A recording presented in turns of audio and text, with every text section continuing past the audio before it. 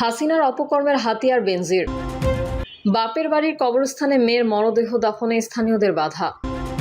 জানাবো, বেনজির গ্রেফতারে পুলিশ নয়, ইউনূস সরকারকে কৃতিত্ব দিলেন জামায়াত আমির। পর্দা নিয়ে মনিরুল হকের বক্তব্য কুরুচিপূর্ণ ও অনভিপ্রেত বলছে জামায়াত। এবং সর্বশেষ জানাবো, জানালা খুলে দেখি এলাকা ঘিরে রেখে অনবরত গুলি ছুটছে তারা।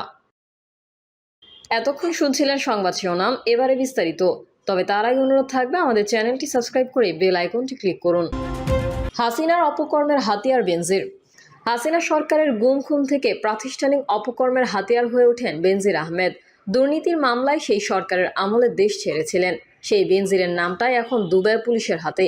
ছিল গ্রেফতারি পরোয়ানা, তারই একটিতে ইন্টারপোলের রেড নোটিসে কাল হলো সাবেক পুলিশ প্রধানের। এই যে 1002-1 লোক টোকাই নিয়ে আসবো আমরা বাড়িতে, বাড়ি থেকে টোকাই নিয়ে আসবো মাটির তলে, মাটির তলে ঢুকলে সেখান থেকে বের করে নিয়ে আসবো। এক সময়ের দুদণ্ড প্রতাপশালী এক পুলিশ কর্মকর্তার নাম বেনজির আহমেদ। বলা হয়, শেখ হাসিনার ফ্যাসিস্ট হয়ে ওঠার পেছনে যে পুলিশ কর্মকর্তা সবচেয়ে বেশি ভূমিকা রেখেছিলেন তিনি বেনজির। 1963 সালে গোপালগঞ্জে জন্ম নেওয়া বেনজির আহমেদের বাবা ছিলেন পুলিশ কনস্টেবল। বেনজির পুলিশ বাহিনীতে যোগ দেন 1988 সালে। এরপর ভাগ্যগুণে একবার পুলিশ সদর দপ্তরে যোগ দিয়ে আর পিছু ফিরে তাকাতে হয়নি বেনজিরকে।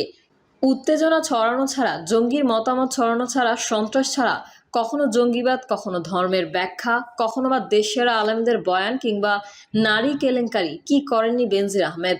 ইতিহাসের সন্ধিক্ষণে কখনো কখনো কাউকে না কাউকে দায়িত্ব নিতে হয়। ডিএমপির কমিশনার, র্যাবের ডিজি থেকে পুলিশ বাহিনীর প্রধান পুলিশের সবগুলো পদে তার সময়ে তিনি ছিলেন অপ্রতিদ্বন্দ্বী। বেনজিরের সময়কালেই ঘুম করে মানুষ হত্যার সংস্কৃতি ও প্রাতিষ্ঠানিক রূপ নেয়। আমাদের কোনো সহকর্মী ম্যান্ডেটের বাইরে গিয়েছে কিনা, ম্যান্ডেটকে ওভারস্টেপ করেছে কিনা সেটা দেখার দায়িত্ব। ক্ষমতায় থাকতে অবৈধ সম্পদের পাহাড় গড়েন বেনজির আহমেদ। এত পরিমাণ সম্পদের মালিক হন যে শেষ পর্যন্ত শেখ হাসিনার সময়ে লুকিয়ে দেশ ছাড়তে বাধ্য হন। হয় দুর্নীতির মামলাও, দুর্নীতির বিরুদ্ধে জিহাদ ঘোষণা করবে, দুর্নীতির সঙ্গে কোনো আপোষ নাই। সেই দুর্নীতির মামলায় একটিতেই গ্রেফতার হলেন বেনজির, তাও ইন্টারপোলের হাতে। তার বিরুদ্ধে আন্তর্জাতিক অপরাধ ট্রাইব্যুনালে গুমের মামলা রয়েছে শাপলা চত্বর হত্যাযজ্ঞের মামলায় গ্রেফতারি পরোয়ানাও। চরম মানবাধিকার লঙ্ঘনের অভিযোগে বেনজির আহমেদ প্রথম কোনো শীর্ষ কর্মকর্তা যাকে মার্কিন নিষেধাজ্ঞা দেওয়া হয়। দেশ ছেড়ে পালিয়ে দুবাইয়ে ভিনদেশি পুলিশের হাতে গ্রেফতারের আগে বিভিন্ন দেশ ঘুরে বেড়ানোর তথ্য পাওয়া যায়। এখন দেশে ফিরিয়ে বিচারের মুখোমুখি হওয়ার অপেক্ষায়। বাপের বাড়ির কবরস্থানে মেয়ের মরদেহ দাফনে স্থানীয়দের বাধা। চট্টগ্রামের আনোয়ারায় সমাজের বাসিন্দা না হওয়ায় অজুহাতে এক বীর মুক্তিযোদ্ধার সদ্য মৃত্যুবরণ করা মেয়ের মরদেহ বাবার বাড়ির সামাজিক কবরস্থানে দাফন করতে বাধা দেওয়ার অভিযোগ উঠেছে।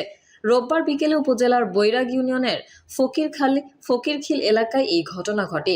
এই নিয়ে স্থানীয় বাসিন্দা ও ক্ষুব্ধ স্বজনদের মধ্যে ব্যাপক উত্তেজনা সৃষ্টি হলে পুলিশ ঘটনাস্থলে গিয়ে পরিস্থিতি নিয়ন্ত্রণে আনে। দুপুরে তার মরদেহ গ্রামের বাড়িতে আনা হলে দাফনের জন্য বাবার বাড়ির সামাজিক পুরনো কবরস্থানে কবর খনন শুরু করেন স্বজনেরা। এ সময় ফকিরখিল এয়ার আলী খান সমাজ কল্যাণ সমিতির সভাপতি সহ স্থানীয় কয়েকজন সমাজ পরিচালনা কমিটির নেতা কবর খননে বাধা দেন এবং সেখানে মরদেহ দাফন করতে অস্বীকৃতি জানান। মৃত হিজবুল্লাহ বাহারের ছোট ভাই মোহাম্মদ মুজিবুর রহমান অভিযোগ করে বলেন, 1996 সালে বন্দর থানা এলাকায় বাসিন্দা আব্দুর রশিদের সঙ্গে আমার বোনের বিয়ে হয়েছিল। তাদের সংসারে এক ছেলে ও 3 মেয়ে রয়েছে। সেখানে নিজস্ব কোনো জমি না থাকায় বোন ও দুলাভাই আমার বাবার পৈতৃক জমিতে ঘর নির্মাণ করে বসবাস করে আসছিলেন। স্বামীর মৃত্যুর পর সন্তানদের পড়াশোনা ও জীবিকার তাগিদে বোন শহরে চলে যান। আজ সকালে হাসপাতালে তিনি মারা যাওয়ার পর আমরা আমাদের সামাজিক ও পারিবারিক কবরস্থানে দাফনের প্রস্তুতি নেই, কিন্তু সমাজের সভাপতি জামশেদ উদ্দিন সহ বেশ কয়েকজন এসে বাধা দেন। তারা স্পষ্ট জানিয়ে দেন, বোন অন্য এলাকার বাসিন্দা হয় এখানে দাফন করা যাবে না। মোহাম্মদ মুজিবুর রহমান আরও বলেন, তারা প্রভাবশালী হয়, আমরা নিরুপায় হয়ে পড়ি। কোনো উপায় না দেখে শেষ পর্যন্ত পৈতৃক কবরস্থান বাদ দিয়ে আমার এক চাচাতো ভাইয়ের নিজস্ব জমিতে কবর খনন করে বোনের লাশ দাফন করতে বাধ্য হয়েছি। বিষয়টি আমরা পুলিশকেও জানিয়েছি। সমাজ কমিটির বক্তব্য জানতে চাইলে ফকিরখিল এয়ার আলী খান সমাজ কল্যাণ সমিতির সভাপতি জামশেদ উদ্দিন বলেন, আমাদের মহল্লার নিয়ম অনুযায়ী সমাজের বহির্ভূত কাউকে সামাজিক কবরস্থানে দাফন করার সুযোগ নেই। এই কারণে তাদেরকে এখানে কবর না দেওয়ার জন্য অনুরোধ করা হয়েছিল, কিন্তু তারা বিষয়টি নিয়ে পরিস্থিতি ঘোলাটে করে ফেলেছেন। বেনজির গ্রেফতারে পুলিশ নয়, ইউনূস সরকারকে কৃতিত্ব দিলেন জামায়াত আমির।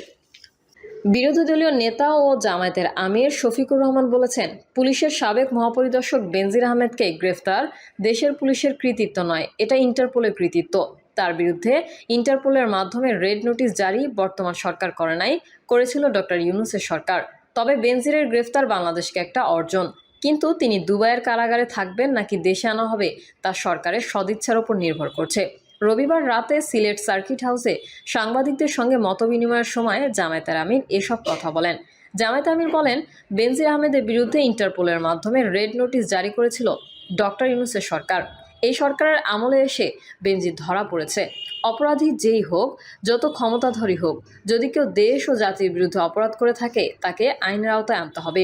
বেনজিরের গ্রেফতার বাংলাদেশের জন্য একটা অর্জন, তবে মূল অর্জন হবে তাকে ফিরিয়ে এনে শাস্তির মুখোমুখি করা, বিচারের মুখোমুখি করা। বেনজির দেশ থেকে পালিয়ে গিয়েও দেশে অস্থিরতা সৃষ্টির চেষ্টা করেছিল। তার অনেকগুলো উস্কানিমূলক অডিও ফাঁস হয়েছে। এরকম মানুষকে অবশ্যই আইনের আওতায় আনা উচিত। রবিবার সংসদে তাকে গ্রেফতারের অভিনন্দন জানানো হলো।